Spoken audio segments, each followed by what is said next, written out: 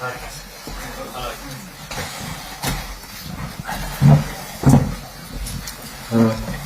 everyone, welcome to the press conference for our Europa League quarter-final tomorrow against Lyon. We have Ruben Amorim and Harry Maguire. Please identify who your question is for. Let's start with Simon. Hi Ruben. First of all, are you able to provide an update on the severity of Joshua Zirkzee's injury? Joshua is out for the season, so he's not going to play more this season. Let's prepare him to the next one. How's he doing mentally? That must be a huge... It's tough. It's tough, especially in this moment. I think he's improving in all aspects of the game, so it's hard for any player to stop. But it's football, and he has to be ready now to recover. There's been a lot of talk about the goalkeepers in the last week. Will you be able to confirm who's starting? Onana will play tomorrow. Just on the other players that are absent, do you expect Matthias to be back before the end of the season, or is he likely to be out for the season? No, Matthias is going to return still this season. Aidan is out for this game. He had a small issue in the same spot during training, contact with a teammate. Johnny Evans is returning to the training, but is not available for this game, and some other players that we have to manage the minutes. We saw Ahmad doing some ball work. I mean, do you expect him to play this month, or would it be probably in May? Yeah, this month I think is not ready for this month, but we hope to have Ahmad still this season. Thank you. Each is my phone. Sorry. Just in terms of Andre, what do you have to think about before you make a decision? Because it's clearly a big decision. No, I just think, first of all, as a coach and also as a former player, I'll try to do things that can help a player in this situation. So sometimes we talk about managing players physically.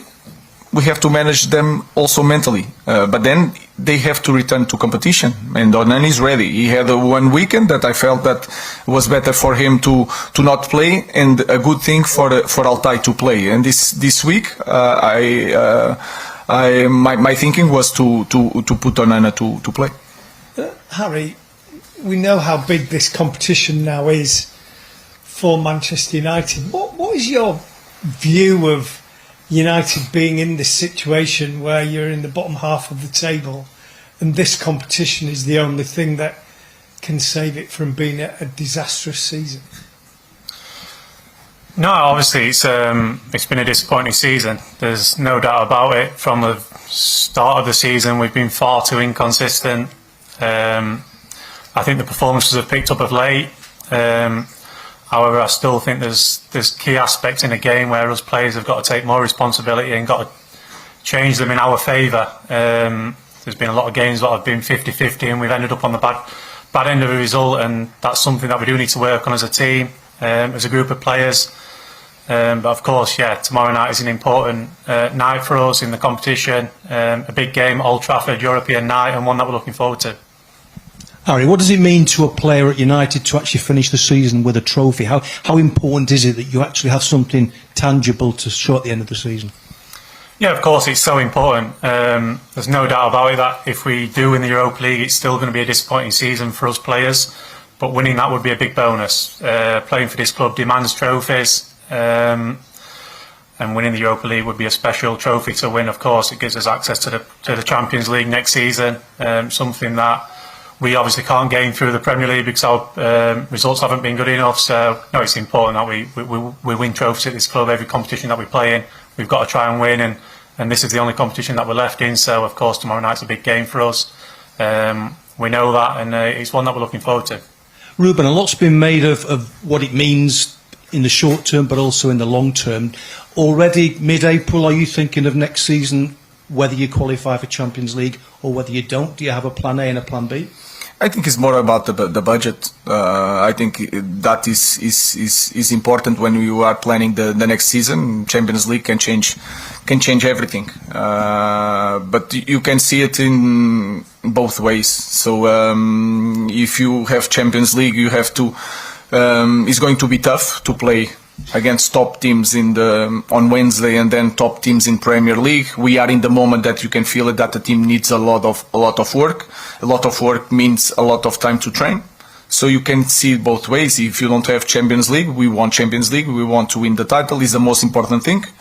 Is the best thing. But if you don't have Champions League, you can think that you will have full weeks to rebuild the team and to have more time to work. So that is important when we are going to make the plan for the next season. Is really important. It will change everything. Ruben, what is the process when it comes to you picking your goalkeeper? Do you just pick yourself, or do you consult George Vital and the other coaches as well? Yeah, of course. The staff is there. It's not just to be there. Of course, I have conversations, and then I have my feeling as a coach, as a former player. Then I'm trying to imagine the game, because they have, of course, they are defending a goal, but they have different characteristics. So I make the evaluation the same way that I make for the other players. Of course, the other players, the way we want to play is more with me. Of course, I have a conversation with the staff, but of course, Craig and Vital has a huge impact in my decision. Dave. Hi, Ruben. Just back on Andre, is there a danger that taking the decision you did for the Newcastle game, does that not put him under even more pressure and more scrutiny when he comes back tomorrow night? Yeah, that is the Dilemma. Yeah, not just the dilemma, but this is the big factor on being a coach. Everything you do has two ways, and you can, if he's going to be really good tomorrow, I'm sure of that. But if it's the other way, people will say that it was a bad decision. So we never know. I'm trying to be clear on things and try to make the evaluation be really simple, not overthinking. And when I imagine the game and I see Andre Onana, he had 1 weekend that he rest. Now he's ready to return to the competition, and I chose Andre to start this game. And just on Europa League, you obviously want to win the tournament, but is this team and squad good enough to play in the Champions League next season, given you're going to finish in the bottom half of the Premier League? If you look at this moment, I think we are not ready to cope, to be really competitive in Premier League and to cope with Champions League. I think it's really clear, and you have to be really clear. But then you play in one club, you should fight for this competition, you should be on Champions League. If you have Champions League, you know that you have a different budget to try to put a better team for the next season. But this team, with new players, will need time to work. So I think it's something that we will discover next year, hopefully. Ruben, do you need a new goalkeeper this summer, or are you happy with the goalkeepers you have here? No, I think we need to improve. So we cannot look to the team of Manchester United and say we are in this position in the league.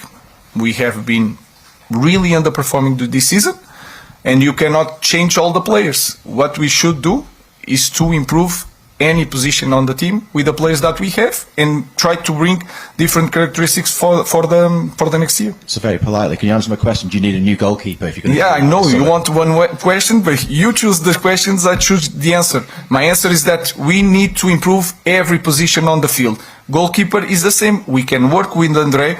If the team performs, if our team scores more goal and is more danger on the forwards and the strikers, we will defend better. Onana will defend better. Andre Onana already proved that he is a top player in Inter. So he has a pass. Altai, the same thing in Fenerbahce. Sometimes you have some seasons that we are underperforming.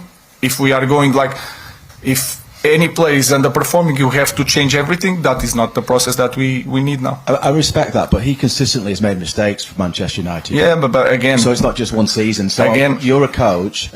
You're saying there's a possibility maybe you might get a new keeper in the summer? No, what I'm saying, we are going to make that evaluation for any position in the squad. And if we are talking about mistakes, you can see my record. My record is the worst one in our team. So I'm also underperforming, and I think I'm the right guy to coach the team. So I think the same for Andre. Hi, Noah Ziger, Sport Netherlands. Question to the coach. Can you give us an update on Matthias de Ligt, and do you think that he will return before the end of the season? Yeah, he's going to return until the end of the season. He has some pain. He finished the game. when he against Nottingham. So sometimes it's something that we need to be sure that he's in the right moment to return to competition. He's working really, really hard, and he's a tough guy. So we expect to have Mata in the next weeks. A question for Harry, please, for me. What's it like as defender to play in front of Andre, and also when there are issues with saves or whatever, is it a kind of robust conversation that you have with him? You've been a captain of this club, or is it more of an arm around the shoulder? No, I think first and foremost, Andre has proved in his past that he's an excellent goalkeeper. He's proved it into. He's won numerous trophies, played in Champions League finals.